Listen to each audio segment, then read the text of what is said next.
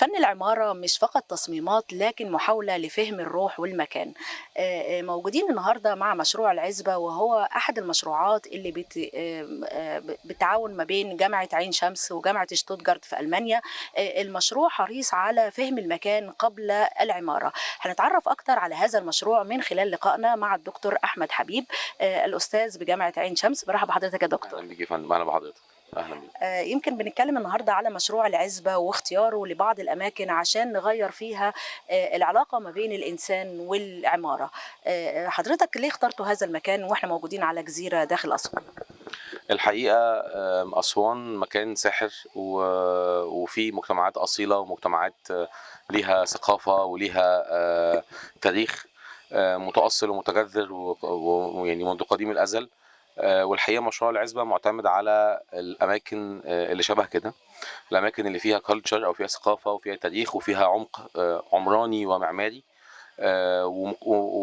ومعتمد على العلاقه ما بين الانسان والمكان، ومعتمد على التاريخ والتأثير ما بين المكان وبين الإنسان. أسوان الحقيقة مكان طبيعي، مكان بكر زي ما بيتقال، بالذات الجزر اللي في جنوب أسوان في منطقة النوبة. وصلنا للمكان اللي احنا شغالين فيه ده اللي هو جزيرة سهيل عن طريق بحث طويل جدا.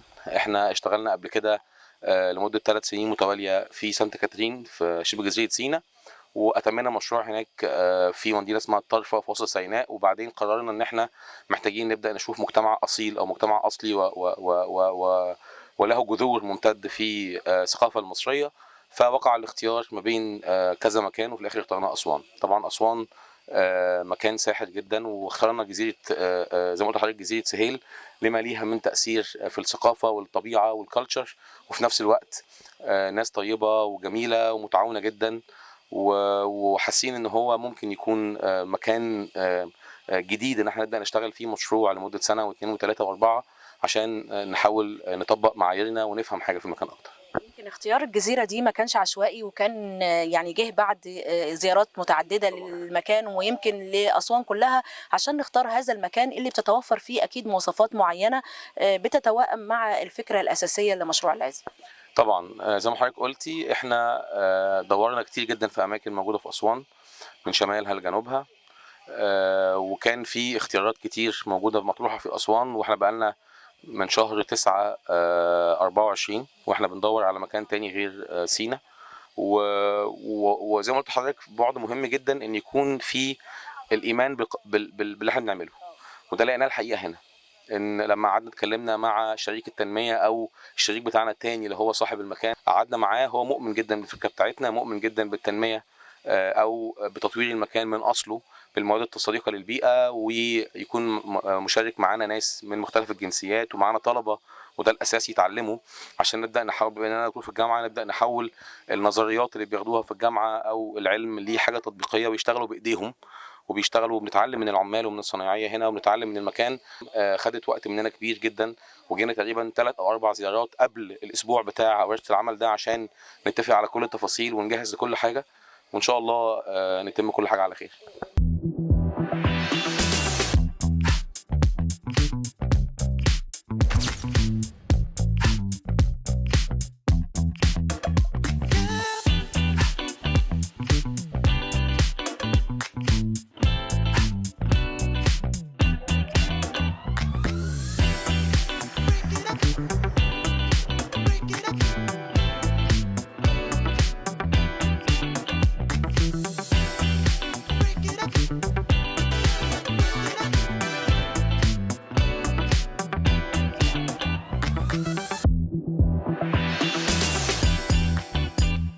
مواصفات ان هي تكون جزيره في النيل، وتكون يعني الى حد ما فيهاش المباني الصارخه، يعني بالتالي دي اهم المواصفات. من اهم المواصفات ان هي تكون وسط طبيعه. يعني حضرتك المشترك ما بين سينا وما بين اسوان الطبيعه، الجبال. هنا الاضافه الجديده اللي كانت موجوده عندنا بعد تعود 3 أو 4 سنوات على كاترين جبال وحراره عاليه جدا هو النيل. وجودنا جنب نهر النيل فيه ارتياح نفسي مش طبيعي. وجود النيل نهارا وليلا بيأثر في نفسية الواحد وبيخلي الناس تشتغل وهي حاسة ان في مصدر حياة دائم موجود للمصريين، ودي علاقة تمتد لآلاف السنين مع المصريين. ودي حاجه الحقيقه غيرت بشكل المكان وربطتنا. احنا اول مره جينا المكان هنا وشفنا النيل، كان في الصيف، كان النيل عالي قريب مننا، حسينا ان هو بيقول لنا تعالوا اشتغلوا، انا محتاج ناس تشتغل هنا. على بعد خطوات الجبل الجميل اللي موجود والحضاره اللي موجوده فيها، يمكن احنا موجودين على جزيره سهيل، حجر المجاعه على بعد خطوات، احنا فعلا مكان محاط بالتاريخ وبالطبيعه من كل ناحيه. احنا اول يوم جينا فيه هنا يوم الجمعه مع كل المتشاركين، اول حاجه عملناها بعد ما نزلوا الشنط طلعنا حجر المجاعه. اللي نسي تاريخه ينسي حاضره ملوش مستقبل. فاحنا جينا بالطلبه والناس اللي معانا من جنسيات مختلفه، عرب واجانب، طلعنا اول حاجه حجر المجاعه وشافوا قد ايه ان المكان ده عمره الاف السنين. ورحنا مزارات سياحيه كتير حوالين جزيره سهيل عشان يتعرفوا على المكان ويتعرفوا على الطبيعه بتاعته وطبيعه الناس. وهم مبسوطين الحمد لله، وعملنا شغل كويس وان شاء الله نتم على خير. ما بين الفرن وما بين المرسى اللي موجود على طرف الجزيرة، كانت المشاريع متنقلة ما بين الطلبة اللي مشتركين وحضراتكم، وأيضا بعض العمال اللي استعنتوا بيهم عشان المشروع يعني ينجز في وقت أسرع. نتكلم على المشروعين دول وليه اخترتوهم كبداية للمشروع العزبة في هذه الجزيرة؟ الفرن والمرسى. الفرن احنا هنا بدأ أصلا كمطعم في الأول، فهو وظيفته الاساسيه قبل ما يكون كامب يبقى عنده غرف فندقيه او يستضيف ضيوف كان مطعم. فهو شغلانته الاصليه ان هو يكون عنده مطبخ كبير. المطبخ الكبير ده مطبخ زي اي مطبخ موجود في اي حته في مصر. وكان ينقصه فرن بيئي، فرن من التاريخ بتاع ابهاتهم واجدادهم واجدادهم. فجت من هنا الفكره، ما تيجوا نعمل دمج ما بين العناصر الطبيعيه، الطين اللي تحت رجلينا وميه النيل والرمله اللي في الصحراء، ونعمل فرن نطبخ فيه اكل طبيعي مزروع طبيعي نستوي طبيعي، والفرن بيئي، والناس هنا تصينه والناس هنا تاخد بالها منه، جزء من حضاره المكان وجزء يعيش الاف السنين بعد كده لو خدنا بالنا منه. ورمز بيئي، رساله بتقول ان انا مش هشتغل بالطوب الاحمر، مش هشتغل بالاسمنت، مش هشتغل بالخرسانه، انا عايز اشتغل بحاجات طبيعيه. والعمال دي كلها فاهمه الشغل ده، والناس كلها حاسه ان هي بتشتغل بايديها، حاسه ان هي بتشتغل بايديها على جلد انسان، مش على حاجه بالظبط، مش اسمنت وحديد وشغل. جزئيه مهمه جدا برضو، احنا شايفين البنات يعني ما شاء الله بيشتغلوا بكل جديه ونشاط، وبيحاولوا ان هم ينجزوا في الشغل وما بيقولوش مثلا لا مش هنشتغل في الطين او مش هنشتغل. عايز اقول لحضرتك ان في ناس منهم اول مره في حياتهم يشتغلوا في موقع، وفي الاول بيبقى فيه صدمه. طالب متعود على الجامعه والمحاضره ويروح البيت والكمبيوتر واللابتوب والتكييف والقهوه، فجاه لقى نفسه بيشمر وبيعرق وبيطرب نفسه وبيشتغل. في الاول كان في صدمه، انا بعمل ايه؟ بعد ما بيبدا يحس باهميه ده وينجزه ويبدا يؤمن باللي بيعمله ويبدا يحبه، يبقى عايز يجي يشتغل. مظبوط، ده اللي حصل في الفرن. المرسى الحقيقه ما كانش مخطط ليه، احنا جينا هنا شفنا، وده جزء من شغلنا احنا، ان احنا بنراقب المكان وبنراقب الناس بتتحرك ازاي يوميا. لقينا ان النيل بالظبط، لقينا ان في مشكله فعلا عند صاحب المكان، ان المراكب الكبيره المعديه او المتوسطه او حتى الصغيره ما بتلاقيش مكان، بالذات في الشتاء لما الميه بتنزل، ان هي تقف مرسى كويس. وده كان مشكله عنده من زمان، وكان معالجها بمعالجه بدائيه، جايب راتش كاسر سيراميك وحاجات ورميها اهو حاجه تسند.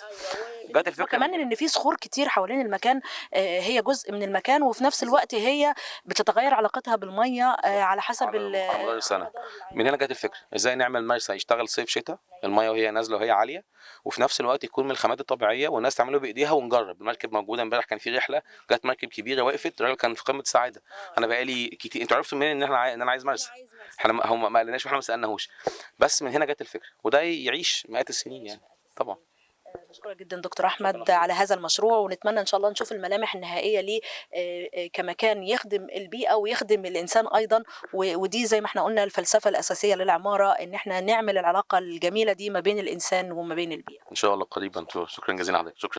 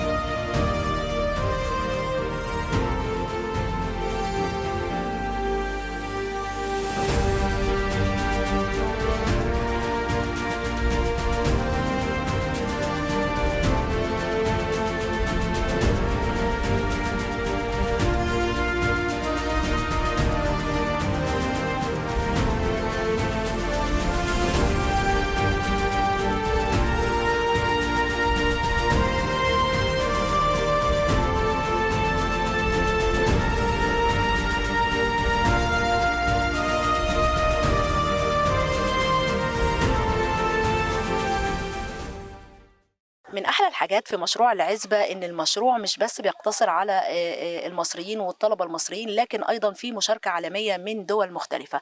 النهاردة معانا طالبة أو خريجة من ألمانيا، ماري ويلكم. Thank you. دي واحدة من المشاركات في هذا المشروع، ومعانا كمان الدكتورة منال الشحات مؤسسة مشروع العزبة. برحب بيك يا دكتور. اهلا بحضرتك. بنتكلم على المشاركة العالمية في المشروع، وإن المشروع بس مش بيقتصر فقط على المصريين، لكن أيضا في مشاركين من جميع أنحاء العالم. نتكلم على النقطة دي يا دكتور. احنا طبعا علشان نحقق المعادله ما بين التوأمه ما بين مصر والمانيا، ده المشروع بتاعنا قائم على هذه المشاركه. بنعمل مشروعات بالفعل برضو على ارض الواقع، كمان في شتوتجارت، في المدينه اللي احنا عايشين فيها واللي هي مؤسسين فيها المشروع تبع جامعه شتوتجارت. وماري واحده من اللي اشتركت في المشروع في ورشه عمل في شتوتجارت، وكنا برضو بنبني بعماره الارض. عايزة أسألها هي نفسها تجاوبنا على إزاي عرفت بالمشروع ومشاركتها فيه اللي فاتت كانت عبارة عن إيه؟ Hader. Wie hast du über Elsbeth bzw. über unsere Workshop in Deutschland, in Stuttgart erfahren? Und wie war deine Erfahrung auch in dieser Zeit? Also das war April 2025. Also ich habe Esbeth kennengelernt eben über den Workshop und das war ein vorgelagertes Festival von der internationalen Bauausstellung, die 2027 in Stuttgart stattfinden wird. Und ich habe den Workshop über die Architektenkammer kennengelernt oder davon gehört und habe dann dort teilgenommen, weil ich sonst immer vorm PC sitze und wollte einfach so einen Hands-on-Workshop mitmachen und vor allem mehr über das Material Lehm erfahren. Und es hat sehr viel Spaß gemacht, weil wir sehr viele unterschiedliche Sachen experimentiert haben und und verschiedene Stationen hatten. هي بتقول انها اتعرفت على المشروع من خلال الاعلان عن ورشه عمل اللي اتعملت في شتوتجارت في ابريل 2025. واتعرفت عنه لان احنا عاملين الاعلان تبع نقابه المعماريين في شتوتجارت، وكان منظم في اطار يعتبر حدث دولي بيتعمل كل سنتين في شتوتجارت، اسمه البناء العمراني على المستوى العالمي في ألمانيا. وكان بالنسبة لها فرصة عظيمة إن هي تغير من مكان إنها قاعدة على الكمبيوتر وبتشتغل كمهندسة على الكمبيوتر، إنها تنزل بإيديها وتشتغل على أرض الواقع. وكانت عندها كمان الاهتمام بإنها تتعلم حاجة ليها علاقة بعمارة الأرض وعمارة الطين.